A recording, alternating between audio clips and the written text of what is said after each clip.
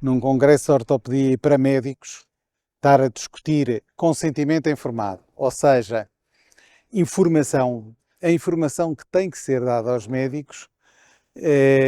ou melhor, que os médicos têm que dar aos doentes, e devidamente, ou seja, é dar a informação para que eles fiquem esclarecidos, dar a informação para que eles saibam o diagnóstico que é feito, o tratamento que se propõe, o que é que vai acontecer antes, o que é que vai acontecer depois da intervenção, que riscos, e isso é importantíssimo, que riscos é que aquela intervenção tem, que benefícios é que lhes pode trazer, quais são os riscos mais frequentes, os riscos raros, aqueles que são muito raros, mas que são tão graves que se lhes tem que dizer para que o doente possa decidir em consciência e por autodeterminação da sua vontade, possam decidir, sim senhora, vou fazer esta intervenção, vou fazer nestas condições e na opção que o médico escolhe. Por isso, só há boa prática médica se houver uma boa informação dos doentes. E isto é uma grande falha que os médicos têm. É uma grande falha que os ortopedistas têm, mas que todos os médicos têm, que é a medida da informação. E muitas vezes a própria informação. E a forma. Ou seja, a forma escrita, quando é que é exigível a forma escrita, que requisitos é que tem que ter.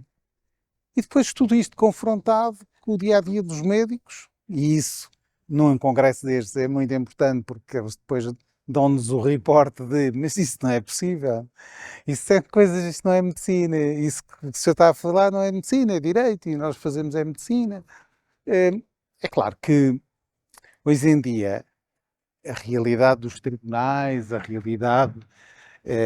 enfim, a realidade da própria medicina obriga a que os médicos tenham que ter determinados comportamentos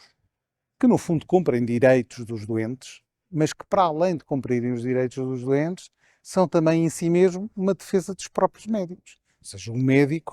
hoje em dia, tem que perceber que há coisas que ele tem que fazer, que antigamente não fazia, que há coisas que tem que fazer que resultam de reforço dos direitos dos doentes e que isso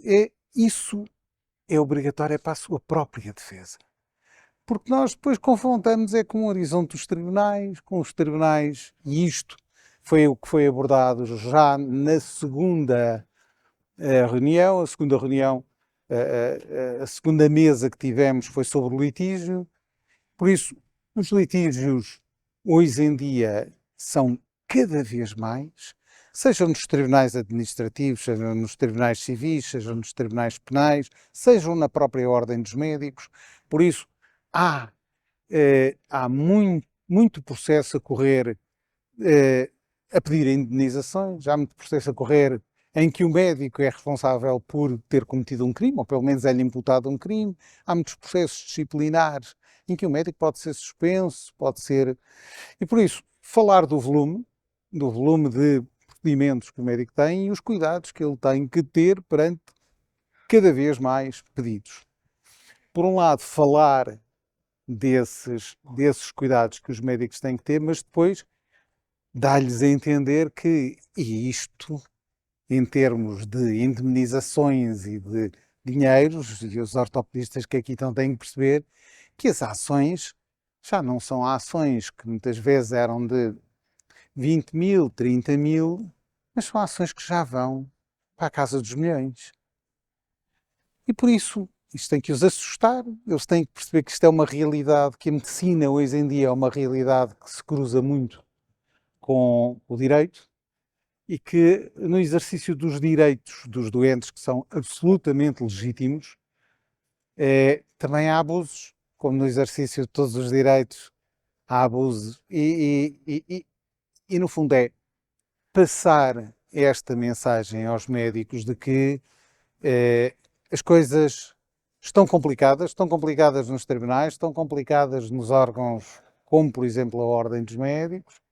porque têm processos disciplinares, porque os processos disciplinares têm sanções mais, nos últimos anos, cada vez sanções mais rigorosas. No fundo foi isto que nós transmitimos à assistência